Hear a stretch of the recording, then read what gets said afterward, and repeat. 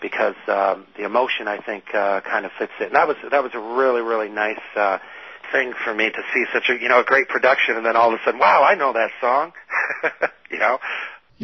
Someone was listening to your album, and they raised the question if you're using synthesizers on Patriot. No, actually, there are synthesizers only in a couple of places. Everything is played, by real people, real human beings. I have synths in, I think, 2 spots, but they're supposed to be synthesizers. You know exactly what they are.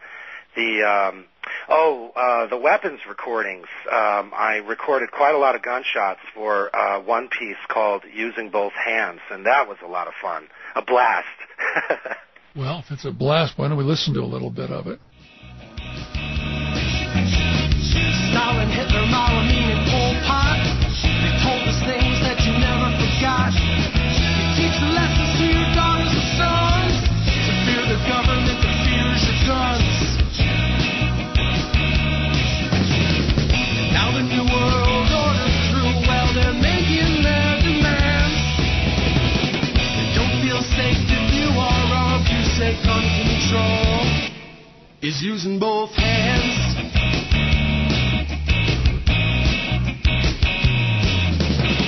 Well, I prefer the 308 to the tiny 223. Gives me more than 1,000 yards to protect my family.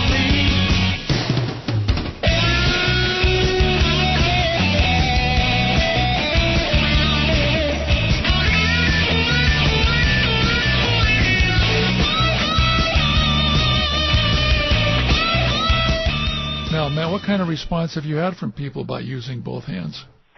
Everybody laughs. Everyone who's into guns laughs, and people who are not into weaponry at all, they all seem to appreciate it as well. It's meant to be kind of a tongue-in-cheek song. It's based on the old adage, gun control is using both hands. So it's a very serious song, but it's also meant to be kind of funny. I support all of the Bill of Rights, so I had to have a piece on the Second Amendment because in many ways that's the key to keeping all the others. An insurance policy, I think, is how you refer to it, right? It's the guardian of the Bill of Rights. The guardian of the Bill of Rights. Yeah, it's critical. I've got, I think, 6 samples of guns. I've got a 22, that's a Ruger 1022, and DSA SA-58, that's a 308. I've got a 12 gauge, a 223, and then finally the song ends with a 41 Magnum Blackhawk. And one little kind of interesting thing,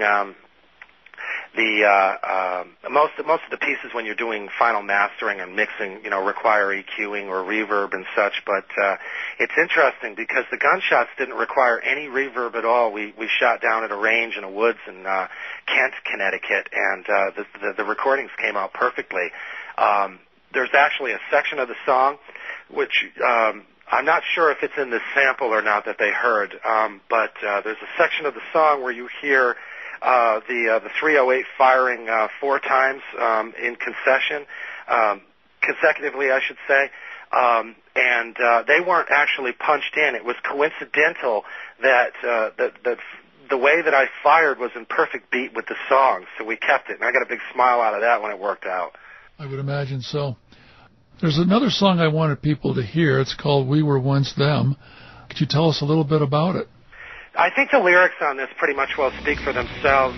This is kind of a warning to ourselves that if we don't know what our rights are, if we don't know what's been done in our history to maintain them, then we will definitely lose them. Well, this happened to many people around the world. Absolutely. There's no question about that. We were once them. We will be again if we don't learn the rights of man.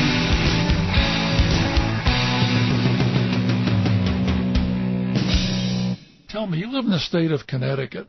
What is the state of affairs for gun owners in Connecticut? Well, it's certainly not what they should be. It's not one of the worst states, but it does have its own list of weapons that have been banned.